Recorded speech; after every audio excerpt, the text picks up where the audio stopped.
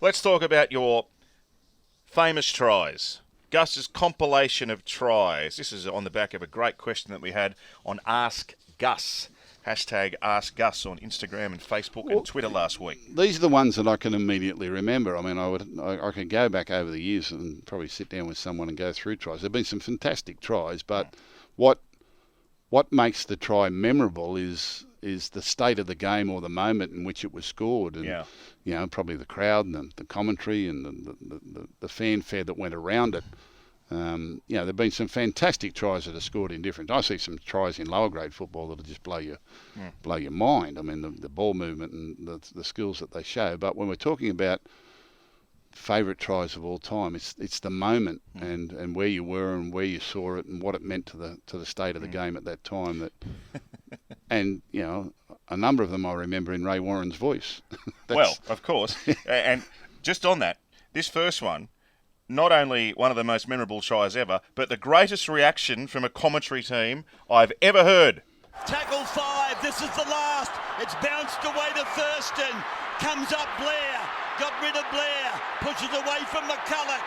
Thurston gets the ball to Morgan. Morgan crosses the 20, comes away to O'Neill, gets the ball away. That was so good. That's you and Sterlo. That was me and Sterlo. And Brad Fittler was running down the sideline. He was cheering. Cheering down the sideline. That just sums up how great our game is. We weren't cheering for the Cowboys. No. It was the moment. And then the commentary around Thurston lining up for that goal, I'll never forget. Yeah. Because it was... It took about 6 minutes to take the shot. Yeah, but it was... While his teammates are in a huddle up there getting ready for golden point and convincing themselves, look, if he misses this, you know, and trying not to live in the hope that if he kicks this, we win the premiership. He was one of the game's greatest ever players and greatest ever point scorers with a kick after the siren to win North Queensland their first ever comp. And it was just set up perfectly by the football gods for what I would have said would have been the greatest moment in rugby league history. The greatest single moment in rugby league history was for Thurston to kick that goal. And the ball was swinging back in and then found a way to float and hit the post. So I'll never forget it. Was the field goal not the greatest moment in rugby league history? It was kind of not. You know, it wasn't an anticlimax, but I questioned why the football gods would wait 5 minutes because you know we had to go through the whole Ben Hunt drama there. Oh, you know, why did we have to punish... That's why they did it. Yeah, why did we have to punish that young man to get the result when they could have easily let the Thurston goal slide through, which would have been single-handedly the great... I mean, you can imagine, like kids, like in the backyard when we were practicing our goal kicking and living out dreams and all that sort of thing of wanting to be an NRL player. That's the situation you dream of. Yeah. After the bell, in the grand final, you've got to kick from the sideline to win the game. Yeah. It never happens. The closest I ever saw was Daryl Halligan kicking that goal for Canterbury to force extra time where Parramatta had a big lead. What year was that? That might have been about 1998 or something like that. Parramatta had a big lead and Canterbury came back in the last 10 minutes. Yeah. And Halligan had a goal from the sideline to get them level. Yeah. And in one of the great goals I've ever seen under pressure. But for Thurston to not kick that goal, the football gods, they denied us a great moment in history. Now, I'm really glad you brought Daryl Halligan up there because that's a good segue. Now, the next one comes from the 91 Grand Final, which is obviously a very special game for you. But in a semi-final you played against North Sydney, did Daryl Halligan, he missed a stack of goals, didn't he? He missed a couple, and I think from memory so did we, but he had a kick... a penalty goal attempt from about 40 metres out in the dying stages of the game to level the game, right? Which would have meant we would have gone to extra time. But he missed that, and then we went on to play in the grand final. They lost the final to Canberra the next week. It's probably unfair because it was a fair way out and was right at the end of the game. And, he only just tugged it a little bit to the left, but he didn't miss a stack of goals on the day at all. It was a pretty tight encounter. I think Penrith, we got out to a 12-point lead or something, and then in the second half, North Sydney scored a couple of tries, and we ended up winning the game by 2 points. Right. You know he's filthy on Daryl Halligan. Brace. James Bracey. Oh, filthy. Is he? He says he's the worst kicker. He cost us a premiership in 91. How did James Bracey become a North Sydney fan? I don't know. James Bracey wasn't even alive in 1991. And how is he still a North Sydney fan? Oh, he's paid for all these signs on the posts, the lamp posts around him. I've seen all that. I know. Try number 2. One of the great grand final tries. Fittler to Alexander. Set piece from the Panthers, but the defence is there again. Geyer with a super ball to Fittler. Fittler back to Izzard. This time, there they go. We're locked up. Still gives me goosebumps, that one. That was an unbelievable game. What about the Geyer's pass to Freddie and Freddie to Izzard? Yeah, it lives long, obviously, in my memory, but I remember what led up to that because we were down 12-6 at half-time. We'd been beaten by the Raiders in the grand final the previous year. The score at half-time the previous year, we were down 12-6. So it was kind of like, whatever we'd learned in the last 12 months was going to come out in the next 40 minutes. And we played the perfect 40 minutes of football, but Canberra were really resilient. We got over the line 2 or 3 times, and Brad Izzard was over the line. Greg Barwick was over the line. Cole Vandervoort was over the line, and Canberra just kept finding a way to repel us, and it was kind of like, is this moment going to happen? And we had this set piece from further out. Now, whole mentality, Canberra in the day had great sliding defence. They were one of the first exponents of really brutal and brilliantly executed sliding defence. They were a champion team. They were very hard to score against. They're recognised as one of the greatest teams in history, club teams in history, and our mentality was that we would keep moving the ball wide, but at the end of it, we would keep coming back to the inside, and we would keep looking for passes back to the inside. And we had this set piece, which they put on nicely, and Canberra read it really well. But the mentality of keep turning the ball back inside found its way back to Mark Geyer, who then come up with a freakish round the corner pass to Brad Fittler with a couple of steps and a swivel of the hips and sort of lobbed one over his shoulder, and Brad Izzard juggled it for a couple of strides and then ran away to score the try. And it's right at that moment, even though that was going to make it 12-all, I knew then we'd break them, that was going to break them. We just needed to get the first one. Yeah. And then we got a field goal and we got another one. But it lives long in my memory. Not just the set play itself wasn't really the winning of it. It was the mentality of remembering, when we get to an edge, to try and get the ball to filter back through the middle and see if we could find a tired forward. And they did it perfectly. And great players, Geyer, Fittler, Izzard. And Mark Geyer listened to you. The Panthers got their first ever. Well, he would have done it anyway. I don't think he was listening at team talks, Mark Geyer. He didn't take much notice of me. If you're a young Panthers fan, or if you're a young footy fan, you need to go back and watch that 91 grand final. It sort of gets lost a little bit. It's an epic grand final. It's a really epic grand final. I don't know how you coped up there in the stand. My God. I was just sitting down on the sideline. Yeah, heart rate wouldn't have been above 160. Okay. Speaking of Canberra, the boys, Freddie and Joey, they revere this bloke for his individual brilliance. Kick and chase by Mullins. Kick and chase again by Mullins. This will be a miracle. Oh, it is a miracle. Oh, my goodness. You won't see anything like that again this year, and maybe never. Oh, that'll do me. Sensational stuff. So I had a look at that to cut up that audio for us, and he was a dummy half, He picked it up from dummy half and chipped the chase for himself. I think on the night he scored 4 or 5 tries. Did he score 4? Yeah, I think it was something like that. Something like that. But I remember that game distinctly. And again, just the magic of Rabs' voice there, just listening to it and how he would capture the moment and rise with the, to a crescendo in the big moments of the game was just brilliant. But Brett Mullins at that time was on fire. He was probably the Tom Trebojevic of the competition. He was scintillating from the back. He was a fast player, and he had great skill too. It was a great Canberra side, but that was a double kick and chase over the top, and then he didn't catch it to kick it the second time. It bounced in front of him. Instead of catching it, he kicked it again on the run over the top of the fullback's head, regathered it and scored the try. Brilliant try, brilliant individual try. We'll put all these tries in our episode notes so you can go back and have a look at them. We've played this one before. I reckon this was an Ask Gus question, but it's worth going over again. Smith is looking around for Thurston. He finds him. Thurston chips over the top, and they try to... Hang on a moment. This is interesting. It's been batted back into the field of play by a leaping Australian flanker. It was Greg Inglis.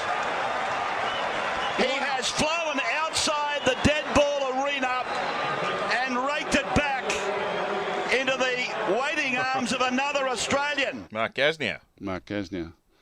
That was freakish. That was the centenary test at the Sydney Cricket Ground. And I remember it distinctly because it was the day that Jack Gibson passed away. Yeah, right. And our pre-match, Peter Sterling had to announce that his great mentor, Jack Gibson, had passed away that day. And it was a sad note to start the centenary test. And we wore those old traditional that's right. Australian jerseys. And that was a kick that went across field that for all intents and purposes looked like sailing into the MA Noble stand. He sort of Moore Park Road. He sort of half missed it, and Inglis leapt from the field of play in the dead ball area, outside the field of play, and how he was able to get enough inertia or enough momentum on the ball to get it back anywhere near the field of play. And Gasnier caught it at his fingertips on the ground and put the ball down. And again, a memorable try and a memorable moment on a memorable day. I remember that day distinctly, and that was a great moment early in the contest. At the cricket ground too. Yep.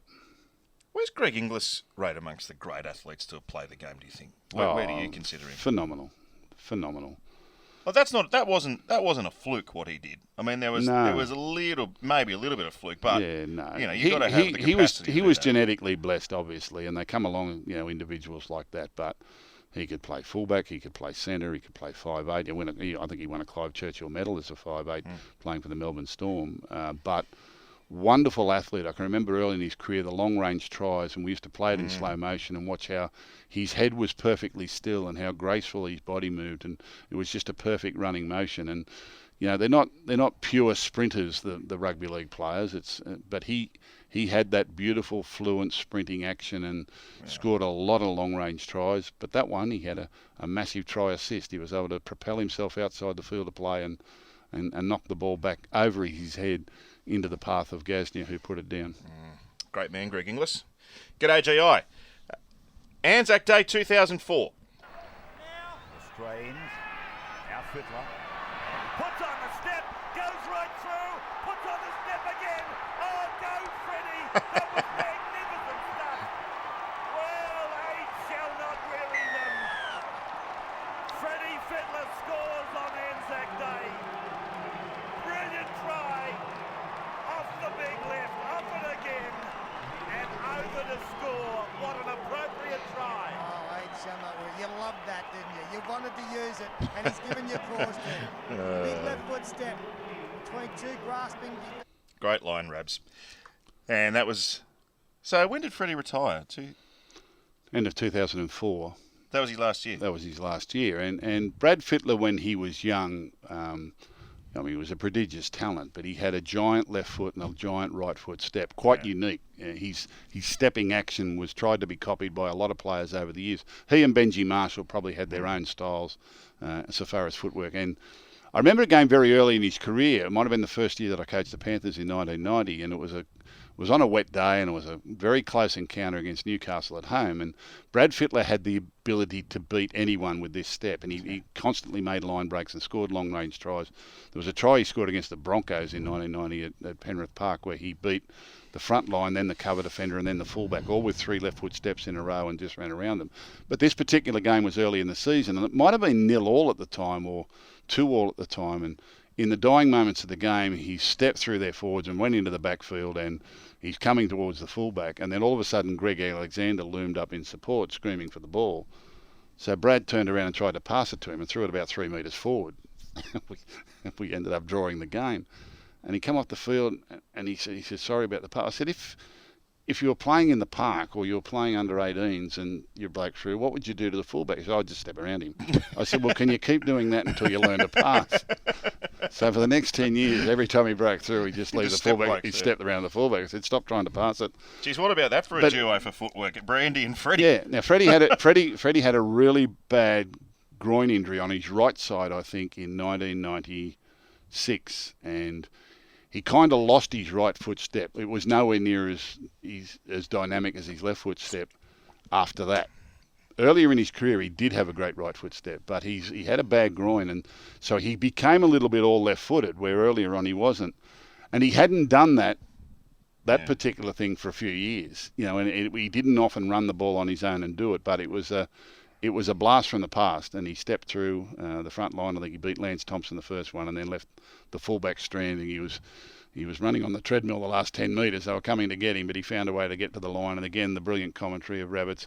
The 2 tries I remember most for him was the try he scored that day in the Anzac Day game, and the try he scored in his last Origin game in Game 3 in Sydney, where he charged down the ball from Lockyer. And same year, wasn't it? Same year. Yeah. Same year, and he scored another post that day. But I went for the one at the in the Anzac Day because it was so memorable that he really turned back the clock with that run. It was about a 30 or 40 metre run, just brilliant left foot step, beat 2, and I don't think his groins have ever been the same since. Well, he did score an intercept try in a nines competition and then snapped his hamstring in the process. Yeah, many years later. Yeah. There's something special about watching champions just wind back the clock momentarily, isn't Yeah, it? he was a champion. Even like golfers, you see them they can just pull something out. I love sitting on YouTube and watching, former great, golf events or football games, and you go back and remember it as it was back in the day. And see, I remember Tom Watson led a British Open.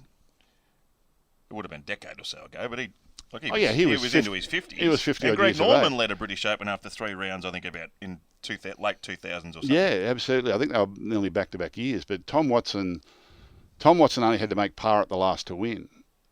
Did he? Yeah, he only had to make par at the last to win, and he hit a brilliant 8-iron that nearly went in, and the pin was cut back only sort of 8 feet off the back of the fringe, and it rolled.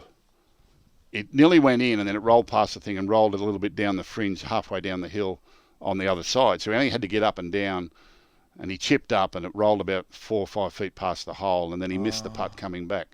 And I didn't know he needed a par to win the tournament. He got into a playoff. Oh, gee. Yep, something special. Speaking of which, here's a contemporary try that is just out of this world. There's an injured player in back play for New South Wales as well. The trainers calling for it to be stopped, but it hasn't. It's play on here. This kick is for Fua. Taylor's there. She's going to get back in the field of play here. That is massive from the dead ball line. And she's going to go a lot further. No one is going to get to her over the halfway line. She's starting to get on the treadmill. Pauline is chasing. Oh, that is remarkable. New South Wales will win the game off the back of a length of the field try for Jada Taylor. Outstanding. Oh, yeah, Jada Taylor. Remember the name. Yeah, well, I remember that try distinctly. I called that game. Now, was it the girls under 20s or the 19s? The girls 19s state encounter. And to paint the picture for you, for those who didn't see it, Jada Taylor was the New South Wales fullback. And Queensland grubber kicked into the in goal. It was at Leichhardt Oval. Grubber kicked into the in goal in the northwestern corner. And she had to go back into the in goal and pick up the ball with plenty of chasers coming through. And she ran along the dead ball line for 4 or 5 metres before cutting out. And you could hear the commentary from Peter Vasoldis there saying she'll get back into the field of play. And about 2 seconds later, I said, look out. There's no one in front of her. You could just see when she got back into the field of play, there was only a couple of big girls chasing big tired forwards, and I looked back and there was no one else that looked fast enough to get her, and she ran 109 metres. She did. Well, she ran further than that. That was point A to point B, 109 metres. But put the zigs and zags in. But you put the zigs and zags in. I reckon she ran about 120 metres, 125 metres, which is the longest try I've ever seen live. I've never seen anyone do that. I've seen try scores from the in goal, but there was one the Bulldogs scored up in Lismore one year, I think. The Morris brothers were involved with it. But this was brilliant. And I remember myself sitting in there, and Peter said she'll get into the in goal. And I said, look out. And she went the whole distance. And a wonderful try. Great moment.